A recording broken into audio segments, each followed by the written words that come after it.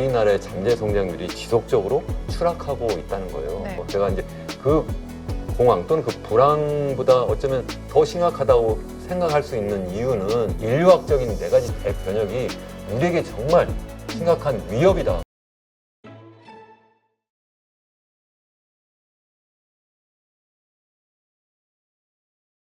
네, 안녕하세요. 오늘은 절대위기 주식회사 대한민국이라는 책의 저자시죠. 이현훈 교수님 모셨습니다. 안녕하세요. 네, 안녕하세요. 반갑습니다. 네, 이번에 나온 책 얘기를 안 할 수 없을 것 같은데 절대위기 주식회사 대한민국. 그러니까 대한민국에 대해서 절대위기라는 단어를 쓰셨잖아요. 네. 위기라고 보고 계시는 이유가 뭘까요? 일단 많은 분들이 요즘에 와서 위기라고 이제 생각을 하시는 것 같기도 해요. 제가 이런 위기라는 말씀을 최소한 지난해 초부터 적극적으로 하기 시작을 했는데요. 제가 네. 유튜브 채널 시작한 터니까 딱 1년 정도 됐어요. 그때부터 우리나라 정말 심각한 위기 상황에 지금 들어가고 있습니다. 그렇기 때문에 우리가 정말 잘 대비하고 또 이러한 위기 상황에서 우리가 극복하지 않으면 일본의 잃어버린 30년의 길을 갈 수밖에 없습니다. 이런 말씀을 계속 드렸는데 그 이유는 뭐냐면 그 위기라고 하는 것이 사실 경제학적 용어로 보기에 좀 어려운 면도 있어요. 보통 우리가 경제학적으로 경기가 나쁘다 하면 처음에는 이제 경제가 좀 침체로 간다. 그래서 경기 침체 이런 이야기 많이 하잖아요. 그래서 이제 막 호황, 불황 이렇게 갈 때 호경기에서 불경기를 가면 우리가 지금 침체로 갑니다. 요즘 아마 그런 말씀을 많이들 하신 텐데 그거보다 좀 더 상황이 좀 나쁘면 이제 불황으로 간다 이렇게 이야기를 하죠. 그래서 침체하면 영어로 하면 recession 이렇게 하고 이제 불황하면 depression 이렇게 하는데 그 불황보다 더 심각하면 우리가 Great Depression이라고 하잖아요. Great 네. Depression 하면 1929년에 시작했던 세계 대공황을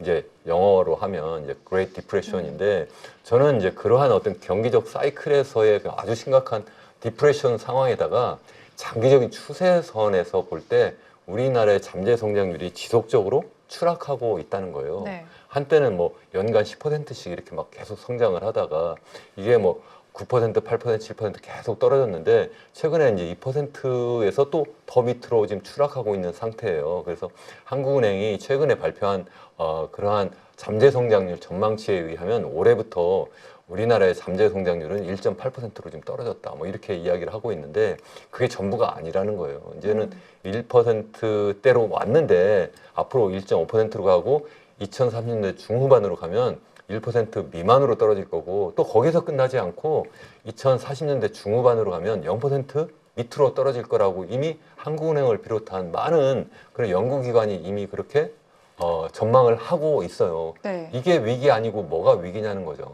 이제 사실 또 위기라고 한다면 우리가 생각나는 위기도 있긴 해요. 그게 바로 1997년 외환위기, 네. 그리고 2008년, 9년에 글로벌 금융위기, 또 2020년에 코로나 상황에서의 어떤 경제 위기가 있었는데 그러한 위기보다 더 또 심각한 위기라고 또 생각하는 이유가 좀 전에 말씀드린 것처럼 얘는 계속 추락하고 또 그것도 굉장히 오래 가고 또 앞으로 회복 가능성이 거의 없다. 이런 측면인데 예전에 그 위기는 한때 그냥 마이너스 성장을 하기도 하죠. 그러니까 지난 1998년에는 마이너스 4.7% 역성장을 했었고 2009년에도 거의 마이너스에 가까운 0.7% 이렇게 플러스 성장을 했고요. 2020년에도 마이너스 0.6% 역성장을 했어요. 그래도 다음 해에는 그냥 바로 V자형 그렇게 회복을 하잖아요. 근데 이제는 회복하지 않으니까 점점 더 깊은 수렁으로 빠져들고 있다는 거죠. 그러니까 이거는 예전의 위기보다 훨씬 더 심각한 위기. 그래서 제가 절대 위기라고 말씀을 드리는 거죠. 그러면은 그 심각한 위기가 대체 왜 오는지 그리고 이거를 극복하지 못하고 있는 이유는 뭔지 그거는 뭐라고 생각을 하세요? 정말 아주 적절한 질문이라고 저는 생각을 하는데 우리나라가 지금 이렇게 절대 위기에 빠진 이유, 다시 말씀드리면 우리나라 성장 잠재력이 계속해서 빠른 속도로 이렇게 추락하는 이유는 첫 번째는 인구 고령화예요. 우리나라의 인구 고령화는 정도로 보면 현재 수준 정도 보면 보통 우리가 65세 이상 인구를 전체 인구에서 차지하는 비중으로 이렇게 나눠서 보는데 한 20% 정도 돼요. 20% 정도면 OECD, 우리 선진국 클럽이라고 하는 OECD 국가들의 한 평균 정도 수준이에요. 그러니까 이 정도는 뭐 괜찮은 거 아니야 이렇게 생각하시는 분들도 계신데 문제는 그 고령화 속도가 단연코 1등이에요. 그 고령화 속도가 왜 이렇게 단연코 1등이냐? 우리나라만 뭐 기대 수명이 점점 더 빠르게 증가하나요? 아니죠. 그건 거의 비슷하게 증가하는데 그거 말고 사람들이 결혼 안 하고 아이를 안 갖기 때문에. 그래서 우리나라의 합계 출산율이 지난해 0.75명이에요. 그나마 지지난해 0.72명에서 그나마 좀 어느 정도 반등했다고 하는 게 0.75명이에요. 0.75명이면 OECD 평균 1.5명의 딱 절반 수준이에요. 그리고 우리가 보통 현재 인구를 계속 유지할 수 있는 그런 합계 출산율 2.1명의 3분의 1 수준밖에 되지 않아요. 그러니까 전 세계에서 가장 먼저 인구 소멸을 겪을 나라 하면 대한민국. 또 집단 자살의 나라 하면 대한민국. 또 그리고 북핵보다 위험한 인구 감소. 이런 이야기를 왜 하나요? 그만큼 심각하다는 거지. 바로 우리나라의 그 인구 고령화. 거기에 근본 원인은 저출산. 그 저출산 때문에 우리나라가 전 세계에서 가장 빠르게 인구 고령화가 현재 진행 중이고 또 총인구가 줄고 있고 또 뿐만 아니라 생산 연령 인구라고 젊은 인구들이 정말 우리 필요한데 보통 15세부터 64세까지 많이 이렇게 우리가 보통 정의를 내립니다만 그 인구 절대수도 줄고 있고 또 비중도 이미 2020년 이후에 빠르게 지금 줄어들고 있어요. 네. 그러니까 이게 도대체 우리나라의 경제 성장을 앞으로 생각해 보면 보통 우리 경제 성장이라는 게 뭐예요? GDP 성장이잖아요. GDP 하면 우리가 정의를 어떻게 내립니까? 한 나라가 그 나라가 갖고 있는 생산 자원을 총동원해서 거기에서 갖고 있는 기술력을 거기에 첨가해서 생산해낸 최종 생산물의 시장 가치의 총합계 이런 거잖아요. 그럼 뭘 가지고 생산하나요? 바로 노동력, 자본, 그리고 자연자원. 거기에 이제 기술력인데 제일 첫 번째 이 노동력이 이미 늙어가고 있고 또 줄어들고 있으니까 그게 바로 우리나라의 성장 잠재력을 빠르게 감소시킨다. 그런 말씀이죠. 그럼 방금 아까 처음에 그 불황 그 이상이 그레이 디프레션이라고 말씀을 해주셨는데 그러면 그 뭐 대공황 정도의 수준이 한국에만 특정돼서 나타날 수도 있다 이렇게 보고 계시는 거예요? 그러니까 예전에 그 1929년 30년대의 대불황은 네. 그 당시에는 인구 고령화가 많이 진행이 안 됐어요.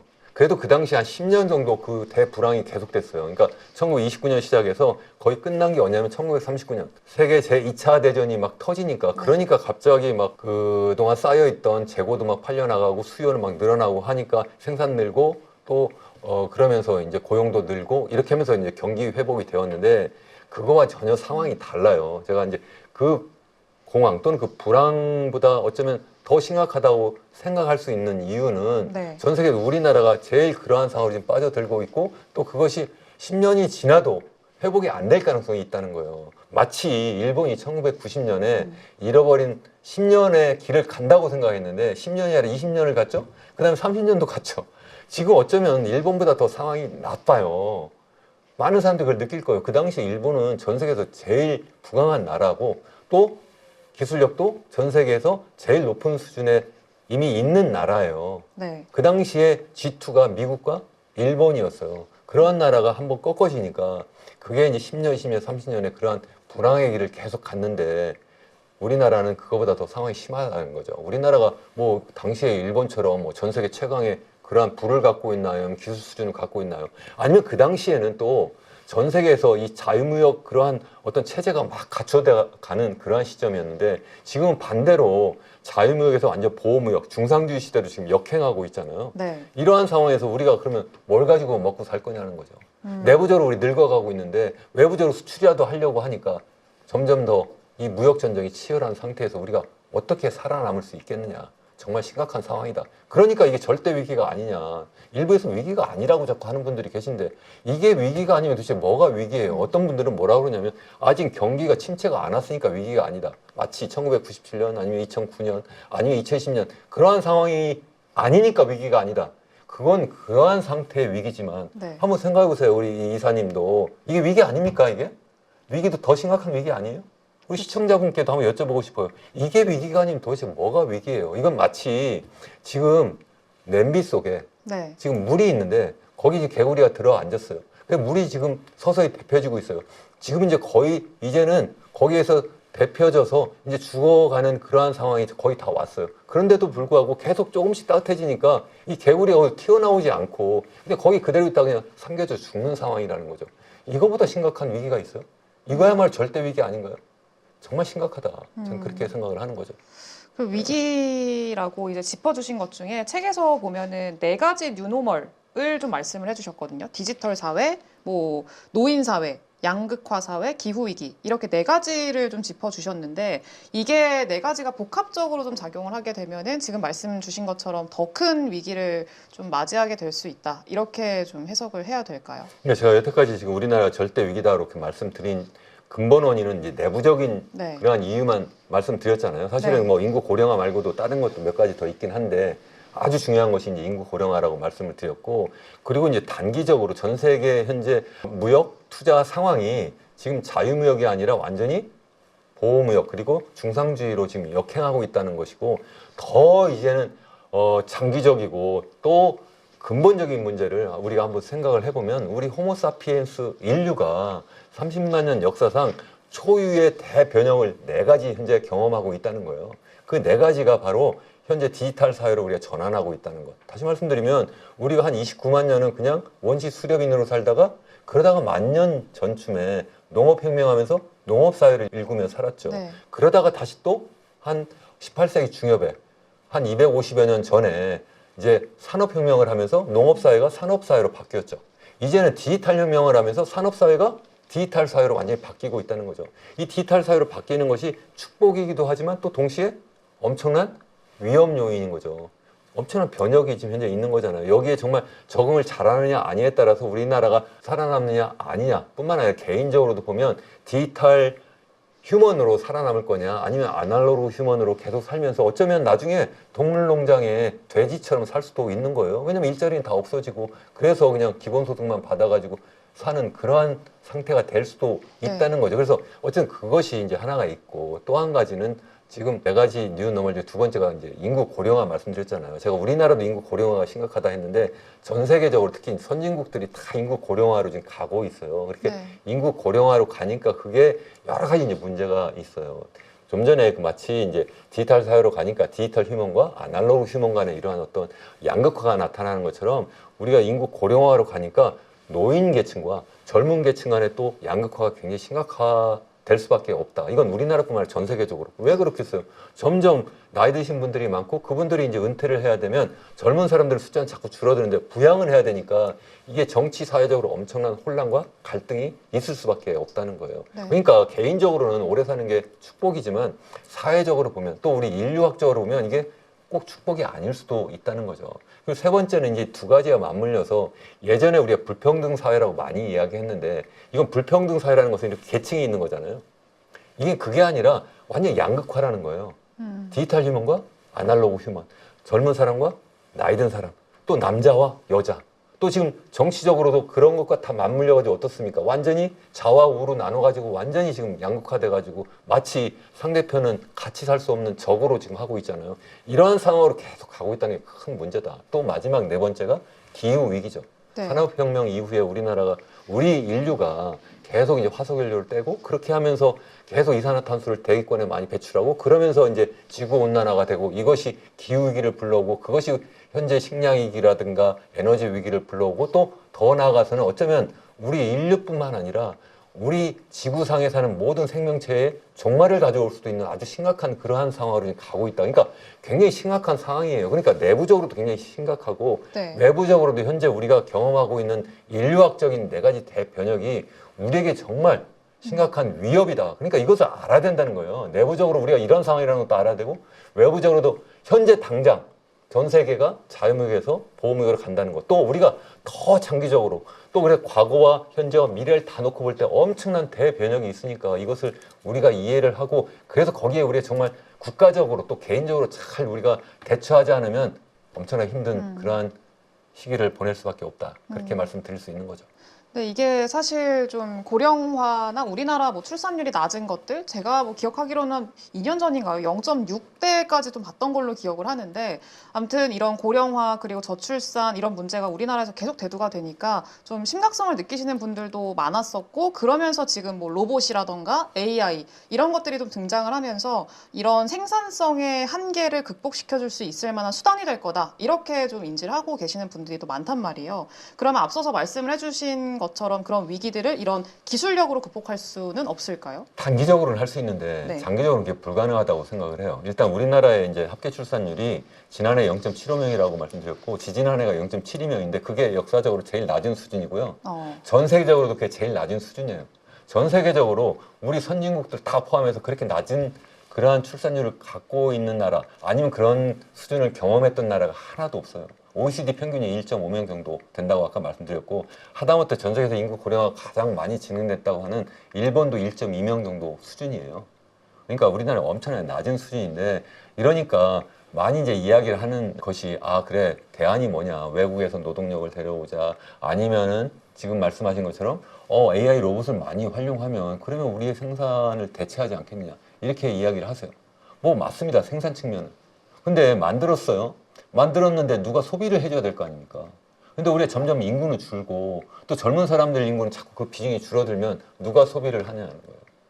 아, 그럼 우리 수출을 많이 하면 되지. 수출을 많이 하기도 힘든 게 제가 아까 말씀드렸잖아요. 자유무역에서 보호무역으로 간다고 말씀도 드렸고 또 뿐만 아니라 선진국들이 다 지금 인구 고령화로 가고 있어서 다 전반적인 유효 수요가 줄어들고 있는 상황이에요. 그런데 AI 로봇으로 생산만 많이 한다고 해서 그러니까 생산 측면에서는 우리 인구 고령화를 어느 정도 보완은 할 수 있는데 그게 수요를 뒷받침해 주지 못하기 때문에 국내적으로도 그렇고 국제적으로도 못하기 때문에 우리가 제대로 수출을 못하고 그래서 결국은 생산을 해도 수요가 제대로 안 되면 생산을 어떻게 해요? 자꾸 줄일 수밖에 없는 거죠. 그래서 그게 근본적인 해답이 안 된다는 거예요. 그래서 이거 가지고는 절대 우리나라가 아 그러니까 뭐 걱정 없다 이렇게 그냥 안이하게 생각할 수 없다는 거죠. 그러면은 사실 이제 우리가 AI 로봇 요 시대를 좀 맞이하게 되면서 우리가 두려워해야 될 게 뭐 기술이냐 아니면은 뭐 여기에 적응하지 못한 인간이냐 요거에 따른 좀 논란이 있는 것 같은데 교수님께서는 어떻게 좀 보고 계세요? 저는 뭐 AI 로봇 소위 얘기하는 디지털 기술을 적극적으로 우리가 받아들여야 되고 받아들인 정도가 아니라 우리 스스로 많이 만들어 나가야 되죠. 국가적으로도 만들어야 되고 기업 차원에서도 이 디지털 기술을 우리가 선도하지 않으면 살아남을 수 없다. 또 뿐만 아니라 개인도 디지털 기술에 정말 올라타고 선도하지 않으면 살아남을 수 없다고 생각을 해요. 다만 그게 우리 인류를 완전히 구원하지는 못할 거다 제가 말씀을 드리는 거잖아요. 그렇다고 해서 남들은 하는데 다른 나라도 하고 다른 기업도 하고 다른 개인도 하는데 우리는 안 한다 이렇게 할 수는 없는 거잖아요. 그러니까 해야 되겠다 그렇게 말씀을 드리는 거고 다만 그렇게 했을 때 과연 그러면 그게 우리에게 엄청난 그런 천국 아니면 패러다이스를 과연 보장할 거냐 그게 아니라는 거죠. 마치 이런 거죠. 유발 하라리가 사피엔스라는 책을 쓰고 뭐라고 했냐면 그 분이 우리 인류가 계속 이렇게 발전해 오면서 만년 전, 12,000년 전에 제가 아까 말씀드린 것처럼 이제 원시 수렵 사회에서 이제 농업 사회로 이렇게 전환하는 그런 농업 혁명을 했다는 거예요. 그 네. 농업 혁명을 하고 나니까 사람들이 더 그러니까 생산은 많이 하는데 그럼 더 행복해졌느냐? 아니라는 거예요. 엄청나게 더 일을 많이 해야 되고. 그러니까 예전에는 그냥 여기저기 떠돌면서 그냥 수렵하고 채집하면서 그냥 먹고 놀았던 거예요. 그러니까 하루 종일 노동하는 시간도 몇 시간 안 됐는데 이제는 농업 사회가 되다 보니까 농민들은 평민들은 노예들은 엄청나게 일을 많이 해야 되고 소수의 왕족이라든가 귀족이라든가 그런 사람들은 좀 먹고 놀았겠죠. 근데 대다수는 이게 엄청난 사기에 걸려드는 거예요. 이분이 이야기는 그렇게 이야기를 해요. 거대한 사기다. 제가 볼 때는 산업혁명도 거대한 사기예요. 그런 논리로 하면. 그렇잖아요. 또 그 농민들이 전부 다 노동자가 돼가지고 또 계속 일하잖아요. 엄청나게 어쩌면 문명의 이기가 엄청나게 많이 등장했는데도 불구하고 우리는 매일매일 시간 없다 바쁘다 그러면서 계속 시계 보면서 다니고 디지털 사회가 되니까 또 더 바쁘다 그러잖아요. 엄청나게 우리의 어떤 생산성이라든가 삶의 편리를 가져오는 그런 기기들이 막 등장했음에도 불구하고 우리는 더 바쁘게 살고 그러면 또 경쟁에 막 그냥 쫓기고 이렇게 하고 있기 때문에 우리가 우선 당장 그것만 생각해도 이게 뭐 농업 사회로 가는 것도 거대한 사기고 또 산업 사회로 전환하는 것도 거대한 사기였고 또 지금 우리 디지털 사회로 가는 것도 우리가 까딱 잘못하면 거대한 사기가 될 수도 있다는 거예요. 그래서 우리가 정말 잘해야 된다. 그러니까 제가 하지 말자는 것이 아니라 어떻게 잘할 거냐. 예를 들어서 AI가 지금 뭐 어쩌면 인간의 지능을 뛰어넘을 거다. 지금 많이 이야기를 하잖아요. 우리 뛰어넘는데 그러면 그냥 못하게 막을 거냐? 저는 불가능하다고 생각을 해요. 뭐 선진국들끼리 뭐 합의를 해서 적어도 인간의 지능을 뛰어넘지 못하도록 하자. 그건 장난이죠. 말이 되겠습니까? 안 되죠. 네. 뭔가 더 빨리 만들려고 하고 있고 그렇기 때문에 그렇게 되었을 때 과연 우리가 어떻게 살아남을 수 있을까 정말 이제 고민이 되는 문제인데 어쩌면 판도라의 상자를 우리가 이미 열었다 저는 그렇게 생각도 해요. 그렇게 열었기 때문에 여기에서 과연 우리가 이제 100세 인생이라고 하는데 100세까지 살고 있다가 보면 정말 마치 우리 SF 영화에서 봤던 여러 가지 매트릭스부터 시작해가지고 뭐 터미네이터 이러한 상황으로 실제 전개될 수도 있지 않을까 이런 생각까지 저는 해볼 수 있지 않을까요? 그렇게 생각을 하는 거죠. 어쨌든 거기에 플러스 해가지고 이제 AI 로봇이 등장하면서 우리 일자리는 다 없어지고 또 이제 정부는 정부대로 그런 게 일자리 없어지니까 소수의 그러한 AI 로봇이라든가 뭐 이런 것을 이용한 디지털 선도 기업으로부터 이제 세금을 걷어가지고 그거 가지고 이제 기본소득이라고 이렇게 나눠주면 우리 개인들은 아무런 소득이 없고 오직 그것만 받아가지고 먹고 사니까 그 빅브라더 정부의 그 엄청난 그러한 파워에 짓눌려서 그냥 사는 거죠. 그게 바로 동물농장 아니에요? 조지 오웰의 동물농장 소설이죠, 소설.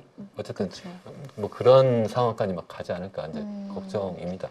그러면은 이게 잘 해야 된다. 그런 상황까지 가지 않기 위해서는 그럼 잘 해야 된다가 뭘까요? 구체적으로 그게 교수님이 이제 생각하시는. 굉장히 이제 어려운 문제인데요. 네. 사실 제가 그 네 가지 뉴노멀과 제사의 길, 제가 제사의 길 연구소 대표라고 네. 말씀드렸잖아요. 이 제사의 길이 사실 이번 책 처음 나온 것은 아니고 2022년에 제가 예정된 미래라는 책을 썼어요. 네. 그 부제가 네 가지 뉴노멀과 제사의 길이에요.